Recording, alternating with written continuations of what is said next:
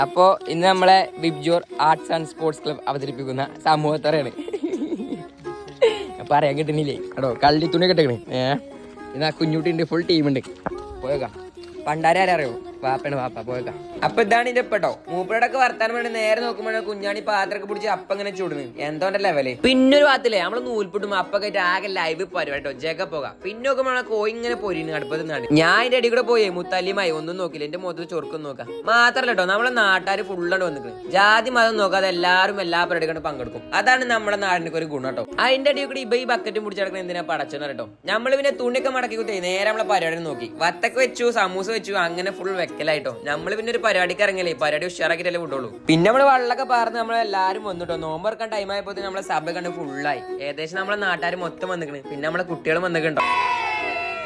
Main ആൾക്കാർക്ക് ഇങ്ങനെയാണ്. നമ്മളൊക്കെ വേറെ നോമ്പെടുക്കാം. അങ്ങനെ ബാങ്ക് കൊടുത്ത് നോമ്പൊക്കെ തുറന്ന് നമ്മൾ പ്ലേറ്റും ഗ്ലാസ് ഒക്കെ വെച്ച് ഫുള്ള് സൊഗലാക്കിട്ടോ. അങ്ങനെ വളമ്പലും പിടിച്ചിലെ കഴിഞ്ഞ് നമ്മൾ ലാസ്റ്റ് ഫുഡ് കഴിക്കാൻ കേട്ടോ. ഫുഡ് എന്നൊക്കെ പറഞ്ഞാൽ നല്ല കിടിലം ഫുഡ്. എനിക്ക് ഭയങ്കര ഇഷ്ടമായി. ഞാൻ തൊള്ളി കഴിച്ചിട്ട് അൽഹംദുലില്ലാഹ് ഒറ്റ പറച്ചില്ല. പിന്നെ നമ്മളെ കസാലയും സ്റ്റൂളൊക്കെ വെച്ചാണ്ട് നമ്മളോട് ഒക്കെ തെർത്തിപ്പായിട്ടോ. അത് കഴിഞ്ഞ് നേരെ നമ്മളെ ഫുൾ ജാർ സോഡാണ് കുടിച്ചാൽ പോയി. അത് കുടിച്ചപ്പോൾ കണ്ണുകൂടി എന്തൊക്കെ പാറിപ്പോയി.